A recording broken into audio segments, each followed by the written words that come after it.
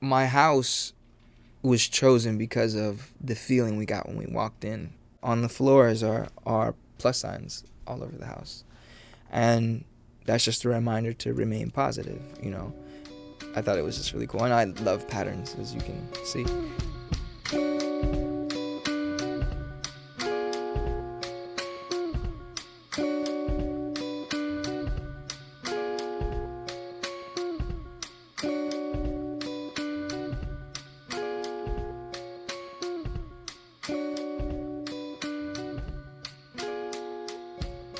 Tell me about the wallpaper, too. Essentially, it's just 4 icons that I think are good representations of our ideals. Salvador Dali, I mean, he was an artist. Eccentric. In life, you know, he was life. I mean, he said, you know, I don't do drugs, I am drugs. That's pretty fucking tight, man. It's pretty trust, you know? Trust.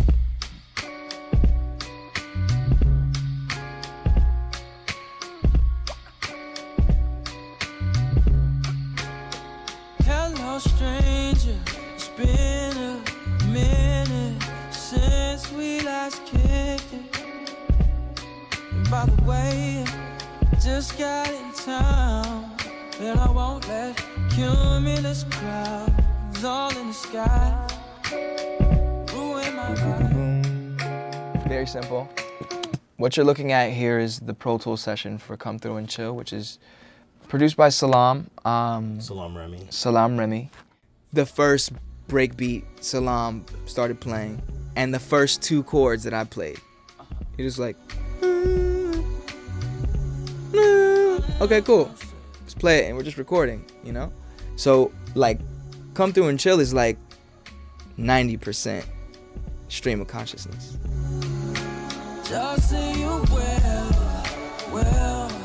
When you do a kind of freestyle like this, obviously it could just be a sketch of something and then you may never return to it, but right. where does it happen that you hear something that you've done and then you say, this could now be a full song? I guess the difference between kind of just an idea and really fleshing out a song comes down to the vibe of it and how much momentum there is, you know.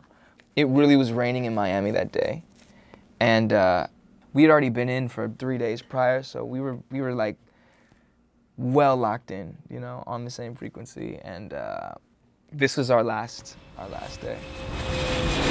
Inspiration isn't something that's, you know, comes on the clock, you know, it's not something that checks in and checks out. You know, I've woken up and grabbed my guitar and just been like, okay, let me just get this down really quick, you know.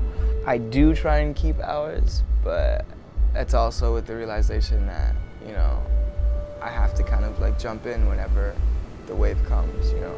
Just got my surfboard ready all the time. I was telling her, I was like, my dad used to take us to the beach all the time.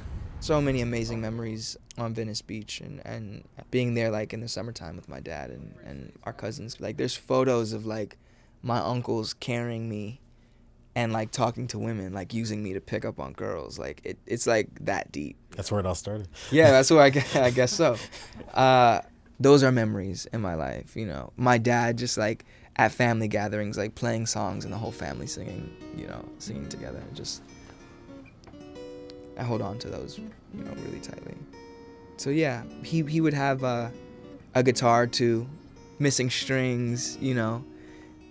That's where I started, you know, writing songs. You have a tattoo about excellence, right? La excelencia no es un acto, sino un hábito, which is excellence is not an act, but a habit. So excellence is not an act, but a habit. Yes. So it's something that you work towards, that you practice to get to a point of excellence. It was all about just studying music.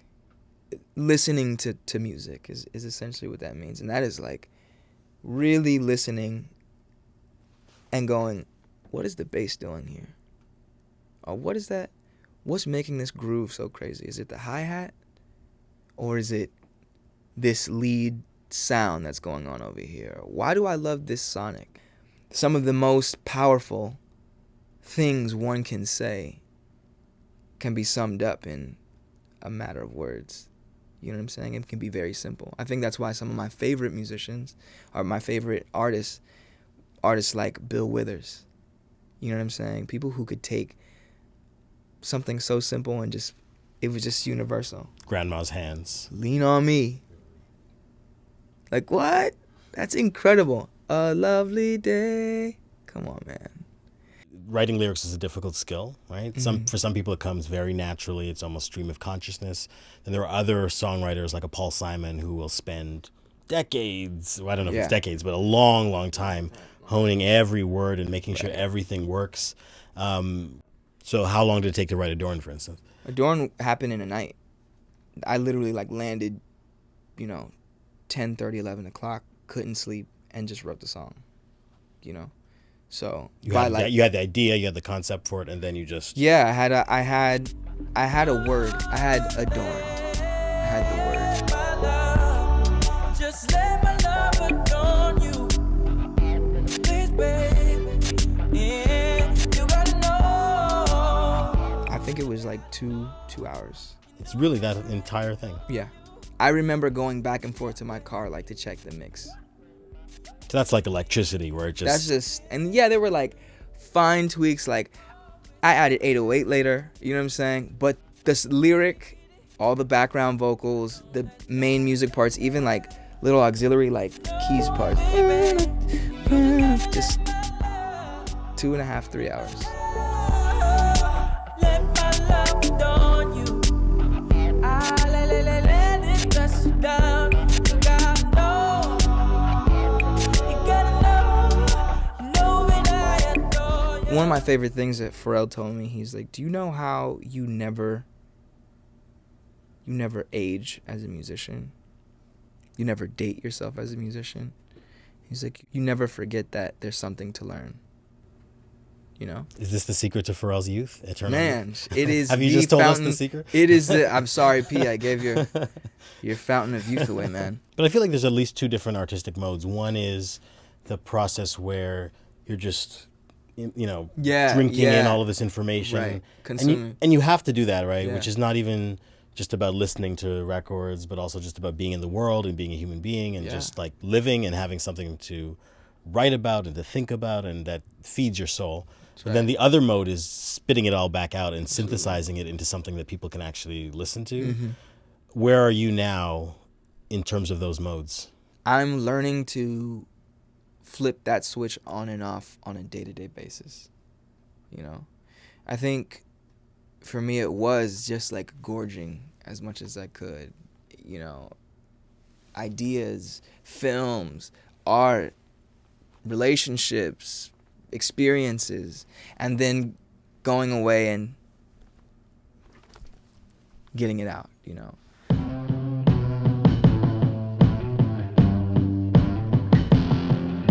I think the culture of creativity is very extremist. You essentially are exploring the deepest and darkest parts of yourself, and all the while giving it to a lot of people. That's an interesting dynamic. But then that just causes you to keep crazy hours and to it just can throw you off. It can also be self-destructive, right? Yeah, People absolutely. destroy themselves in that to get process. yourself to a place to just emote and find that emotion.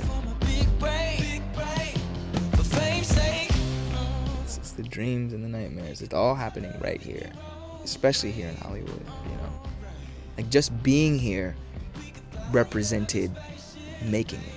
Watching people come and act as if they got it all already happening until they get washed out.